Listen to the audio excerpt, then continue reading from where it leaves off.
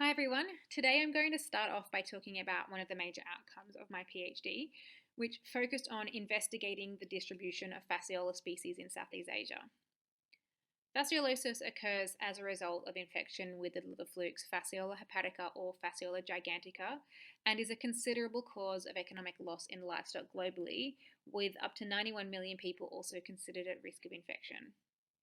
Recently, a growing middle class in countries like China and Vietnam has seen an associated increase in the demand for animal derived protein in Southeast Asia, and as demand outstrips local production and higher quality meat is preferred, animals are sourced from countries like Australia, Argentina, and Brazil, where F. hepatica is endemic. The importation of F. hepatica infected animals into a region that is dominated by F. gigantica may account for the recent rise in reports of Fasciola hybrids in areas of parasite symmetry in the literature, such as Southeast Asia. While the identification of these forms continues to increase, there's a complete lack of information surrounding their functional implications, which I believe begs the question, are these parasites just a fluke, or are they something more? Unfortunately, confusion about the mechanisms of these events in these hermaphroditic parasites has occasionally led to the terms hybridization and introgression being used interchangeably in the literature, and often inappropriate methods have been used to characterize them as a result. Hybridization between F. hepatica and F. gigantica has been confirmed experimentally through interspecific mating in animals that are co-infected.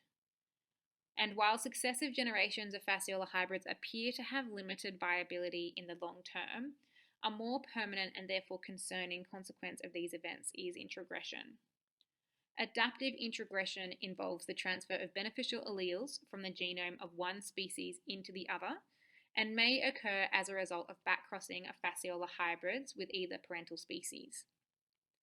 Currently, there's no empirical evidence to support the occurrence of introgression in these parasites, but if it exists, it might involve the transfer of genes for things such as increased virulence, drug resistance, adaptation to new hosts, or even climates.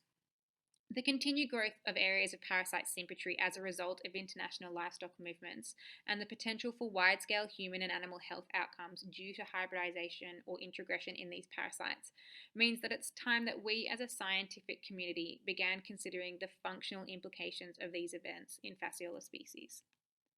If you agree, and to find out more, including details on appropriate methods for their detection and characterization, please scan the QR code above to read my recent opinion in Trends in Parasitology.